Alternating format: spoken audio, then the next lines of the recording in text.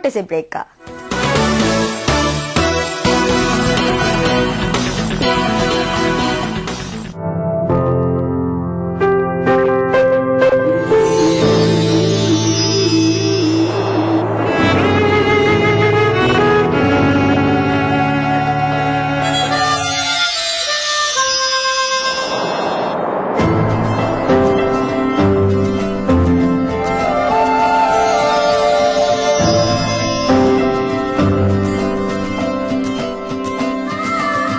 एहसासों से जुड़े नए रिश्ते बिखेरेंगे रंग। जिंदगी लाइव सीजन 5 इतवार दोपहर 12 बजे और शनिवार दोपहर 12:30 बजे।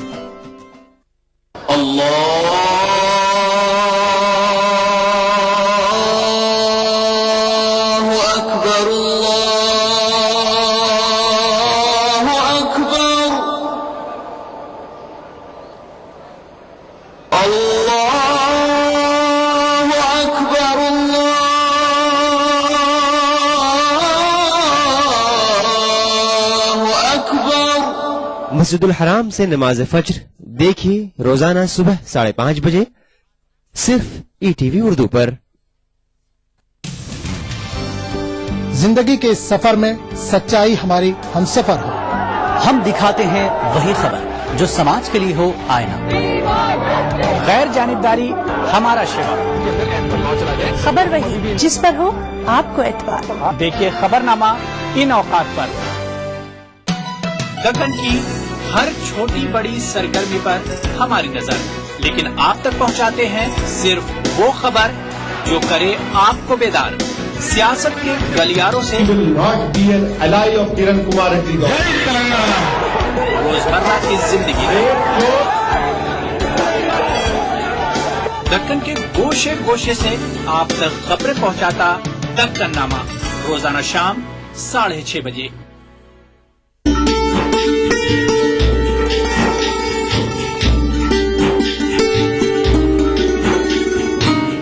औरंगाबाद में वाक़े दरगाह हजरत निजामुद्दीन कलीमी चिश्ती रहमतुल्लाह अलैह की क्या है तारीखी अहमियत?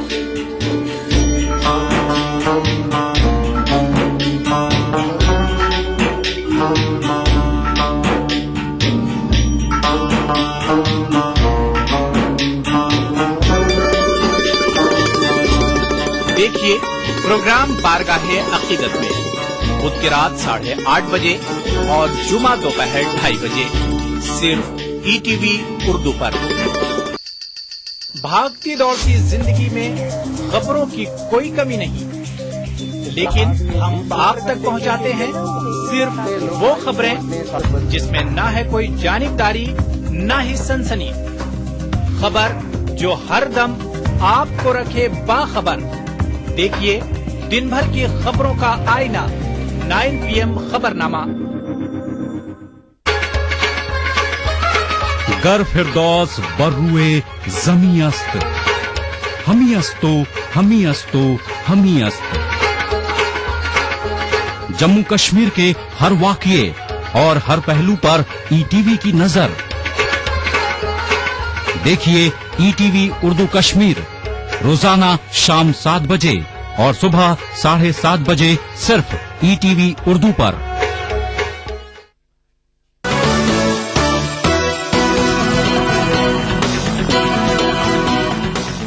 अब पेश है हमारा खास सेक्शन खबरें रफ्तार से। अमेरिका के पूर्वोत्तर क्षेत्र में भयानक ठंड और बर्फबारी पड़ रही है। इसके चलते ये इलाका बुरी तरह प्रभावित हुआ है। देश भर में 2000 उड़ानों को रद्द कर दिया गया है।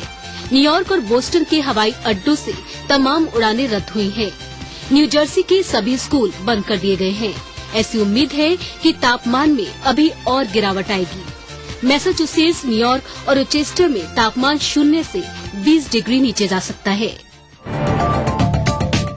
भोजन, संस्कृति और रहन सहन के पुराने तौर तरीके जापान आज भी अपना रहा है। पानी और चावल से बनने वाला वो शूकू, जो कि जापान का एक पारंपरिक मादक पेय है, उसे हाल ही में यूनेस्को की अमूर्त सांस्कृतिक विरासत सूची में शामिल किया गया है। इसका इस्तेमाल सौंदर्य उत्पादों को तैयार करने के लिए किया जा रहा है।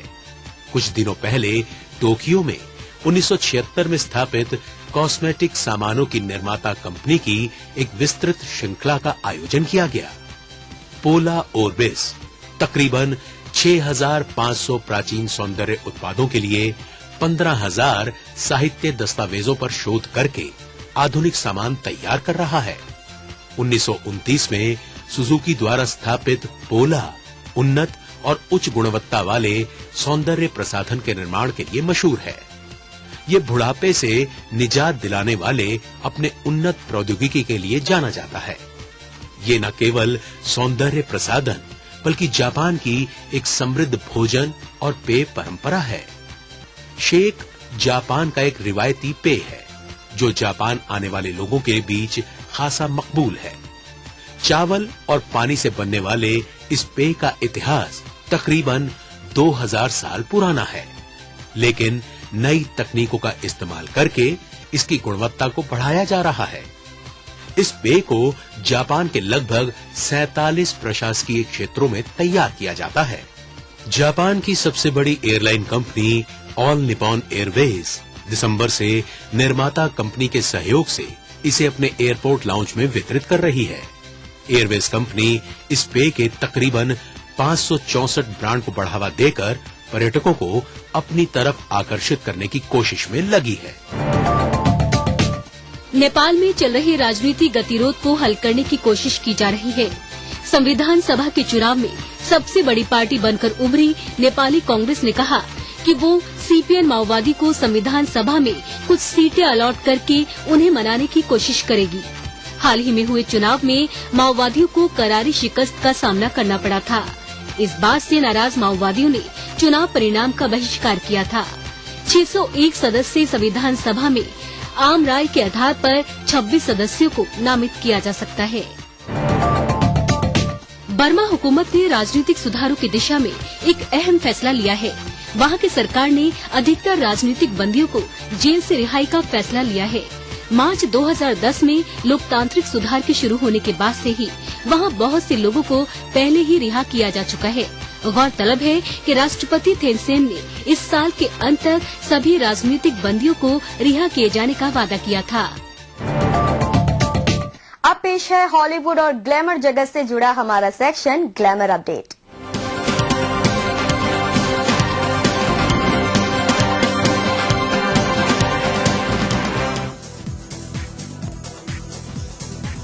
तमाम सितारों के करियर में माइलस्टोन साबित हुआ साल 2013, लेकिन देखते हैं कि साल 2014 हॉलीवुड सितारों के लिए कैसा रहेगा और सितारे कितनी बुलंदियों तक पहुंचेंगे। अगर बात करें माइली साइरस की, तो साल 2013 की विदाई और साल 2014 के स्वागत के लिए न्यूयॉर्क के टाइम्स स्क्वायर पर आयोजित एक पार्टी में माइली ने अपने बिंदास अंदाज से फैंस का मनोरंजन किया। सिंगिंग के साथ साथ डांसिंग का अंदाज भी शानदार रहा और लोगों ने जमकर इसका लुत्फ उठाया। लगता है कि माइली का ये रंग और अंदाज साल 2013 की तरह साल 2014 में भी यही रहेगा। 20 वर्षीय खूबसूरत सिंगर एरिना ग्रांड ने अपनी खूबसूरती के जलवे ग्लैमर वर्ल्ड की फेमस मैगजीन कॉस्मोपॉलिटन के कवर पेज पर बिखेरे हैं। ये इश्यू इस साल यानी 2014 के फरवरी अंक में छपेगा।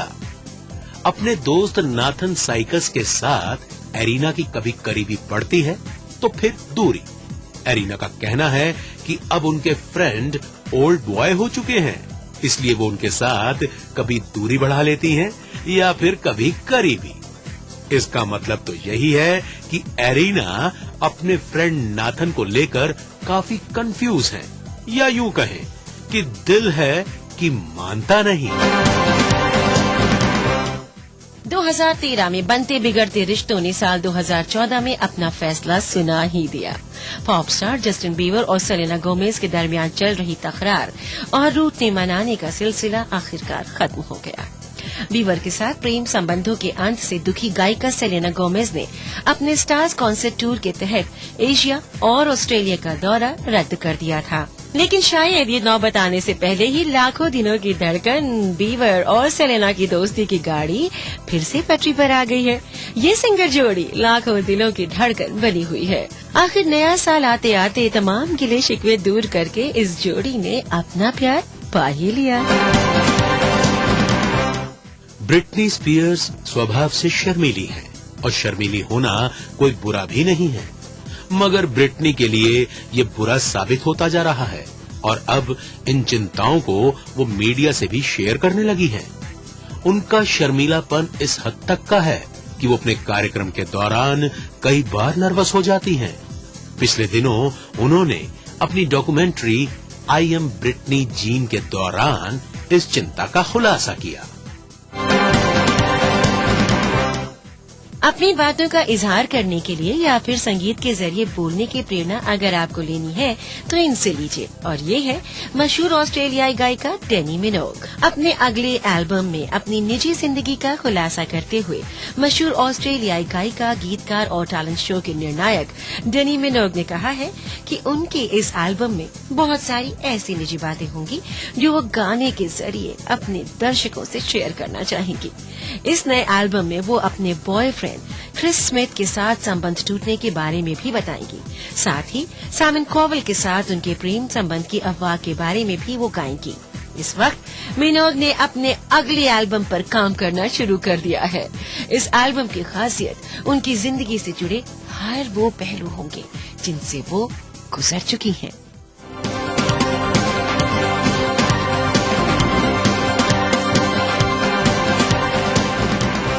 तो ये था दुनिया अपडेट। अगले हफ्ते फिर हाजिर होंगे और खबरों के साथ। तब तक के लिए दीजिए इजाजत।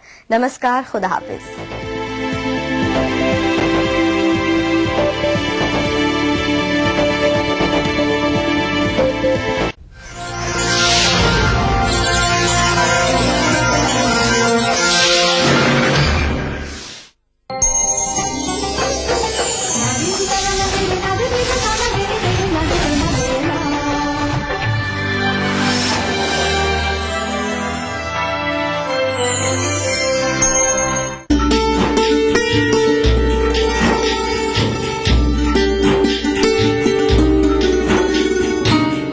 औरंगाबाद में वाक़े दरगाह हजरत निजामुद्दीन कलीमी चिश्ती रहमतुल्लाह अलैह की क्या है तारीखी अहमियत?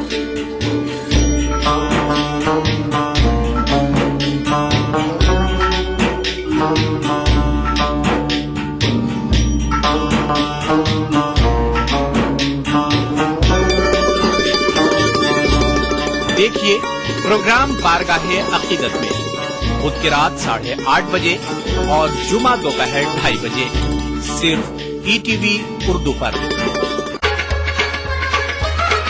गर फिरदौस बर्रुए जमी अस्त, हमी अस्तो हमी अस्तो हमी अस्त।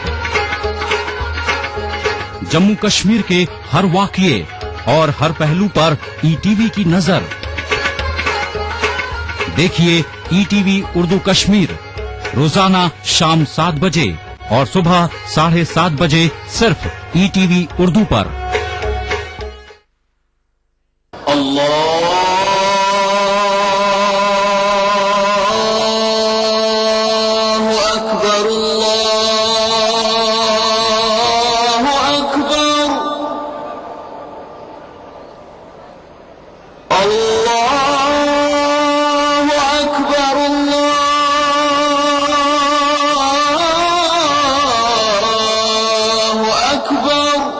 मस्जिदुल हराम से नमाज फज्र देखिए रोजाना सुबह 5:30 बजे सिर्फ ईटीवी उर्दू पर।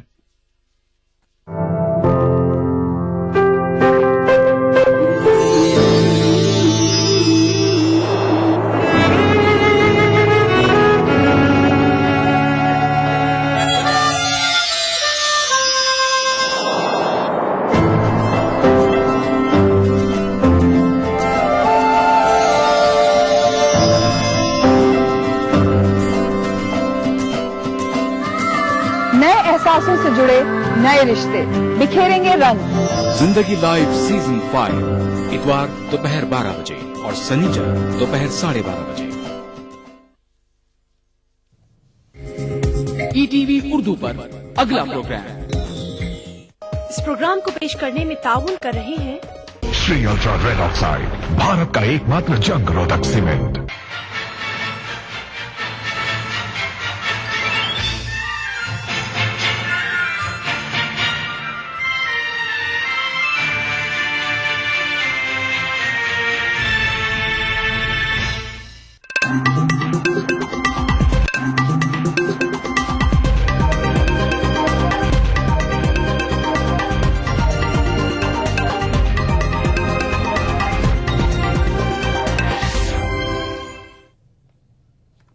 नादा 12 बजे के बुलेटिन के साथ में हूं हिना। सबसे पहले हेडलाइंस। शुएब इकबाल ने कुमार विश्वास पर लगाया मजहबी जज्बात को मजबूर करने का इल्जाम। कहा विश्वास मांगे माफी वरना हिमायत वापस लेने पर किया जाएगा गौर। हिंद जापान वज़ीर दिफा की नई दिल्ली में मुलाकात। फौजी ताउन के मुआहदे पर किए जा सकते हैं दस्तखत। जिनसी हिरासानी के इल्जाम में फंसे गांगुली पड़े नर्म। बंगाल हुकूक इंसानी कमीशन के चेयरमैन के ओहदे से दे सकते हैं इस्तीफा। और शुमाली हिंद शदीद ठंड की लपेट में। कोहरे के सबब दिल्ली से 150 परवाजें हुई मुतासिर।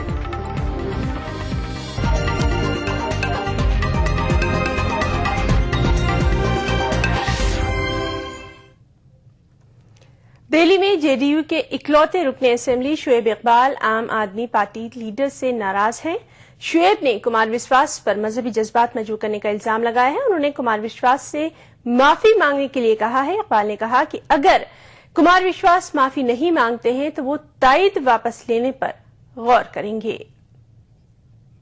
चाहता हूं कि जिस तरह से वो वीडियो क्लिप जारी हुआ है, जो मैंने देखा है, जो सुना है, उससे लोगों के अंदर बड़ा रोष है और जो देश की जनता है, खासकर मुसलमान, वो बहुत नाराज हैं। जगह जगह हिंदुस्तान से मेरे पास टेलीफोन आ रहे हैं।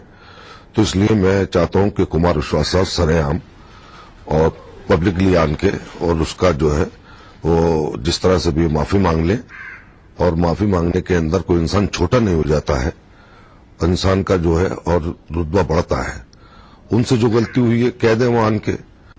आपने समर्थन वापसी की बात कही थी, किस तरीके से क्या उस पर विचार किया जा रहा है और क्या वापस ले रहे हैं आप समर्थन आम आदमी पार्टी? देखिए आज हम लोग जो है इस पर फैसले लेंगे और आज हम बात भी करेंगे। विधानसभा में ये मामला उठेगा और बड़ा गर्म तरीके से हम लोग इसको उठाएंगे। यदि इन्होंने समर्थन की जहां तक बात है, अगर माफी मांग लेते हैं तो कोई दिक्कत वाली बात नहीं है, और यदि नहीं मांगते तो उस पर समर्थन वापस लेने पे बहुत मतलब है कि हम लोग विचार कर सकते हैं। उधर दिल्ली के वज़ीर आला अरविंद केजरीवाल ने इसे एक पुराना मामला बताया है। ताहम उन्होंने कहा कि वो इस सिलसिले में शुएब इकबाल से बातचीत करेंगे। पुरानी बात है, उसके लिए तो कुमार जी ने माफी मांग ली थी सारे, लेकिन फिर भी अगर किसी की भावना को आहत पहुंची है तो कुमार ने माफी मांगी।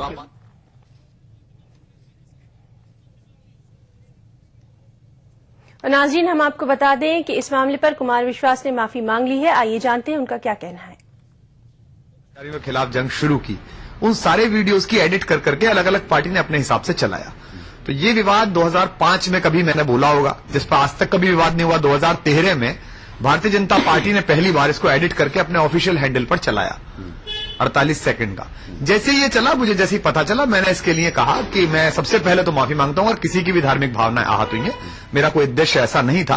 ये तो सामान्य एक पूरा जुमला था जिसको काट कर चलाया गया है। और उस पर फिर बहुत सारे धर्मगुरुओं ने अलग अलग जगह से इस बात को स्वीकार भी किया कि ये सब राजनीतिक षड्यंत्र है।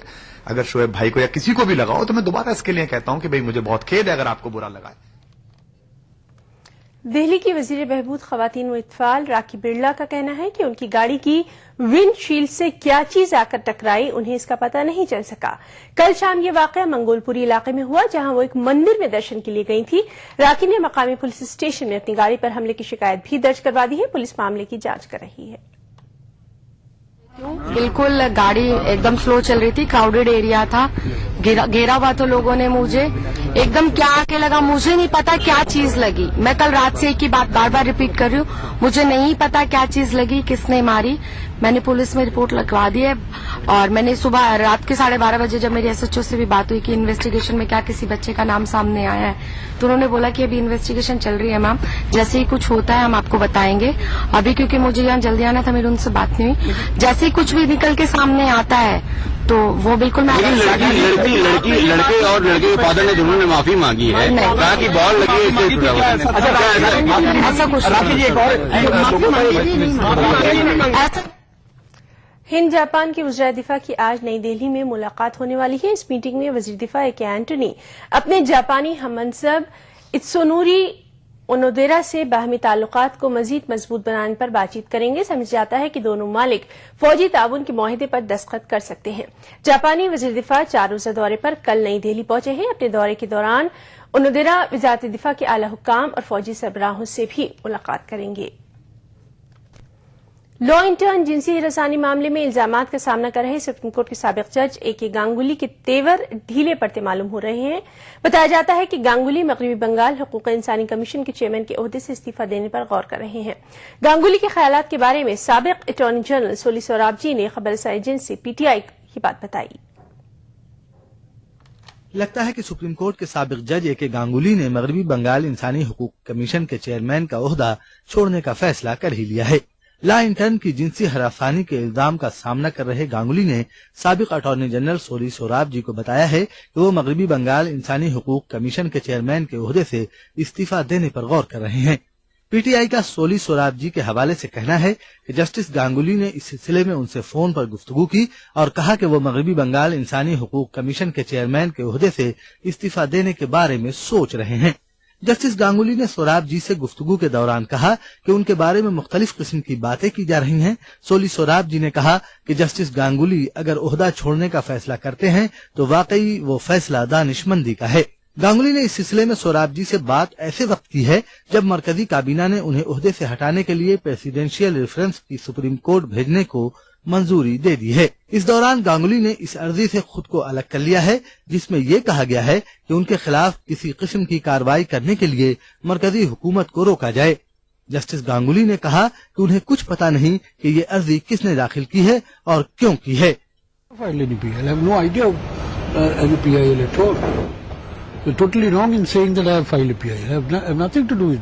वाज़ेह है कि 3 जजों पर मुश्तमिल सुप्रीम कोर्ट के पैनल ने उन्हें पहली नजर में कसूरवार माना था।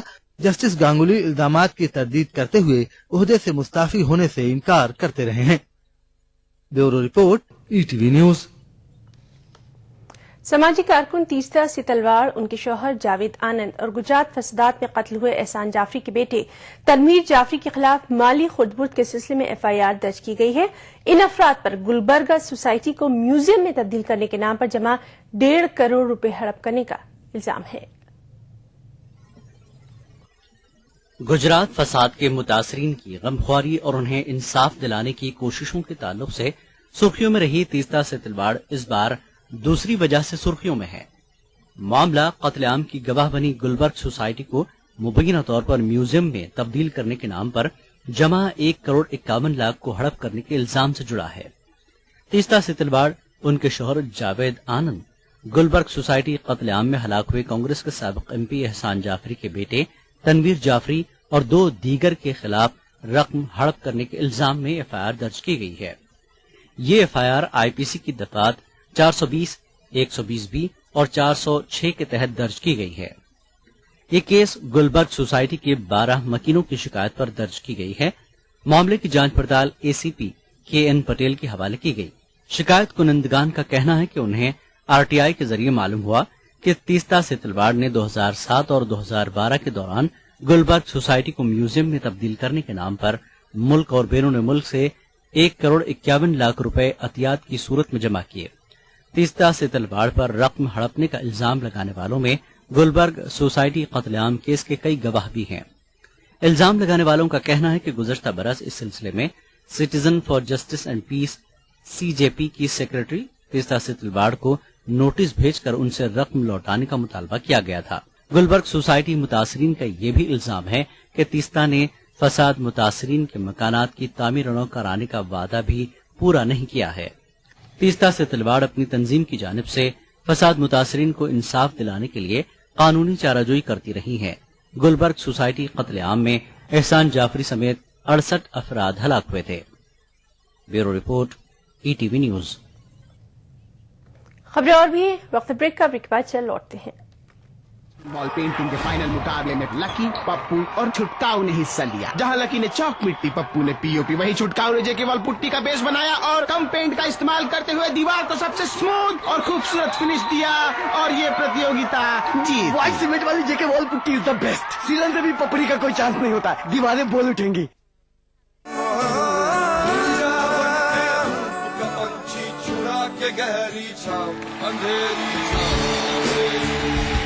छोटी छोटी प्रॉब्लम्स हमारी जिंदगी में आ जाती है, जो आपके प्रॉब्लम से हिसाब से कुछ नहीं है। क्या कमाल की जिंदा दिली है आपने। 11 जनवरी से हर शनिवार और रविवार रात 9 बजे सिर्फ कलर्स पर। भ्रष्टाचार मुक्त भारत के लिए 10 पॉइंट का एजेंडा। भ्रष्टाचार का कैंसर, कैसे हिंदुस्तान को मुक्त करें इस भीषण बीमारी से। जो मामला सीबीआई को लोकपाल देगी वो लोकपाल को ही जवाब देगी। सरकारी सेवाएं जो हैं वहीं पे सबसे ज्यादा करप्शन आम आदमी फेस करता है। इम्प्लीमेंटेशन की कमियां हैं, कमियों को एड्रेस करना चाहिए। हर पॉलिसी में ट्रांसपेरेंसी चाहिए। सर्कल रेट को मार्केट रेट के साथ जोड़ दे, जो ब्लैक मनी लैंड में जनरेट होता है वो एकदम खत्म हो सकता है। ये तो एकदम अनिवार्य है। जानिए कैसे बदलेगा Bharat. Change India, an agenda for the next prime minister. इन वक्त पर ईटीवी उर्दू पर।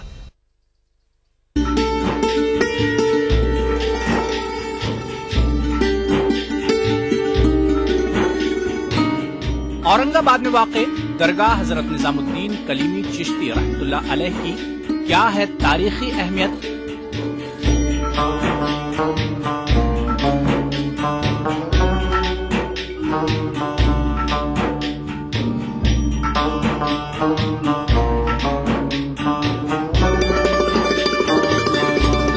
देखिए प्रोग्राम बारगाहे अकीदत में बुध की रात 8:30 बजे और जुमा दोपहर 2:30 बजे सिर्फ ईटीवी उर्दू पर।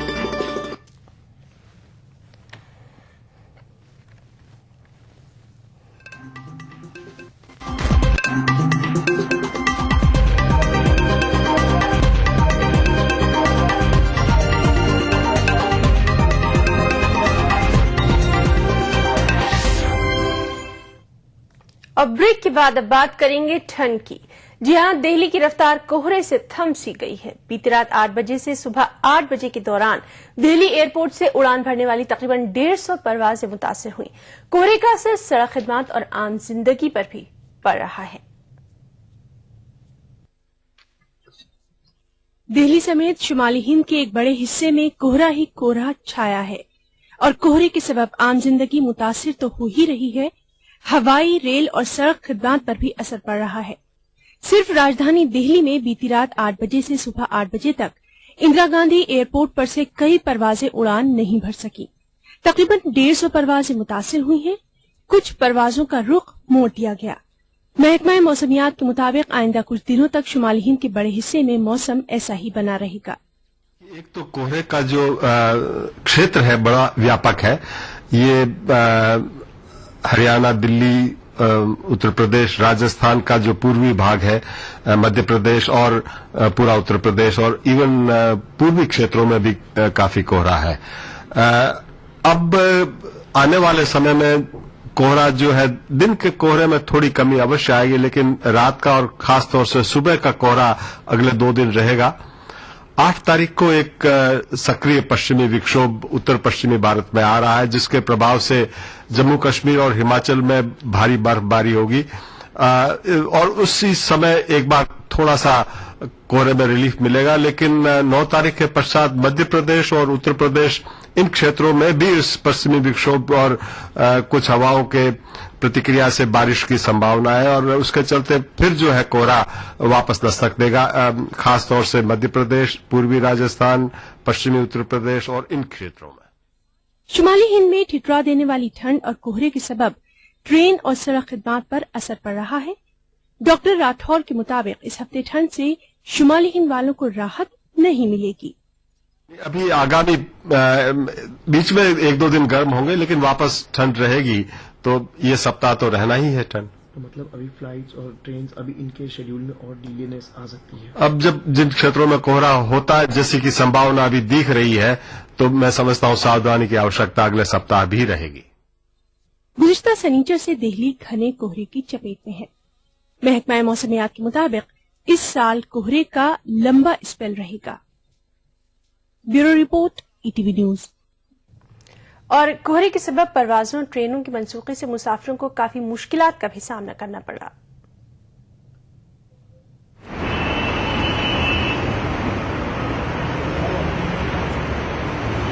कहाँ से आ रहे थे? पूना से। कितने घंटे आपकी ट्रेन लेट है? 2.5 घंटे लेट है।